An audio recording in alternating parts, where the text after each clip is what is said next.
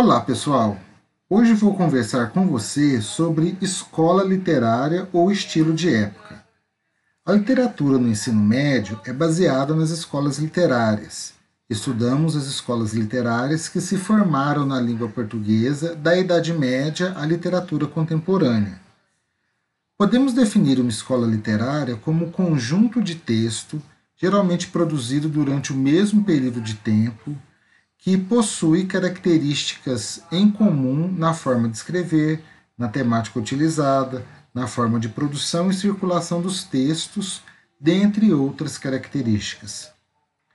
De maneira bem sucinta, podemos definir uma escola literária como sendo a moda do momento na literatura.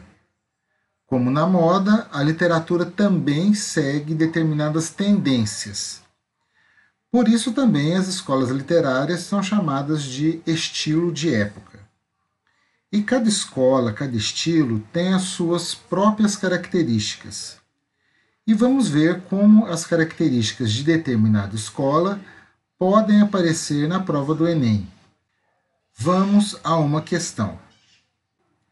Nós temos o texto Psicologia de um Vencido, de Augusto dos Anjos.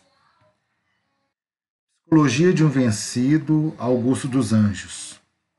Eu, filho do carbono e do amoníaco, monstro de escuridão e rutilância, sofro, desde a epigênese da infância, a influência má dos signos do zodíaco. Profundissimamente hipocondríaco, este ambiente me causa repugnância. Sobe-me à boca uma ânsia análoga à ânsia, que se escapa da boca de um cardíaco. Já o verme, este operário de ruínas, que o sangue podre das carnificinas come e a vida em geral declara guerra. Anda a espreitar meus olhos para roê-los e há de deixar-me apenas os cabelos na frialdade e ignorância da terra. Bem, nós vimos aí um texto de Augusto dos Anjos, que é um autor escrito no pré-modernismo. O pré-modernismo é um período de transição na literatura.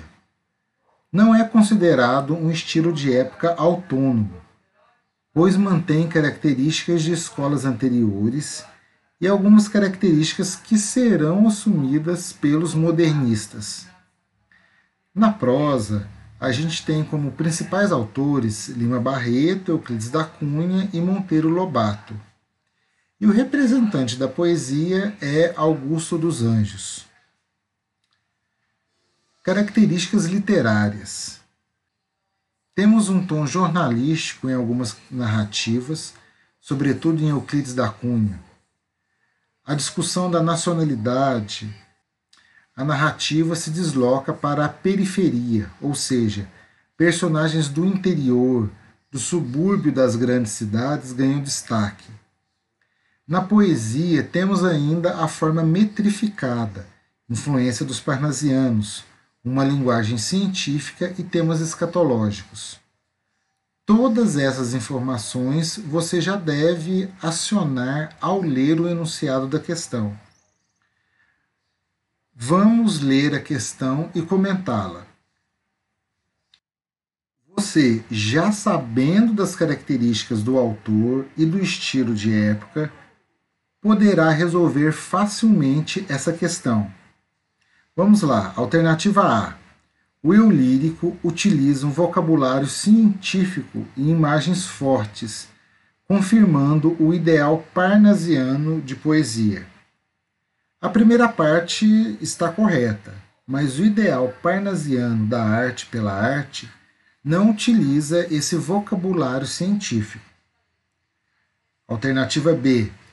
O teor nihilista sugere que o eu lírico procura amenizar seu sofrimento, porque é consciente de sua situação. Aí temos uma palavra não usual, que é nihilismo. Nihilismo é negação. Em certa medida, o eu lírico sabe e aceita que o seu fim é virar comida dos vermes durante o processo de decomposição da carne. Não há negação nisso. Alternativa C. É formado por versos decassílabos, preconizando uma estrutura tradicional modernista. Augusto dos Anjos, autor pré-modernista, herdou a tradição parnasiana da estrutura tradicional da poesia, o soneto decassílabo. Isso é verdadeiro, mas em hipótese alguma essa estrutura é modernista. Alternativa D. É uma poesia escatológica, porque o eu lírico mostra sua inquietude diante dos fatos da vida e do universo. Temos outra palavra não usual aí, escatologia.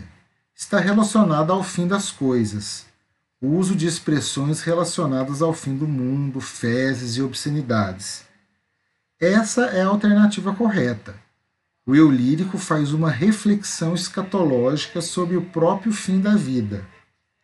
Já temos a alternativa correta, mas para terminarmos a análise, vamos para a alternativa E.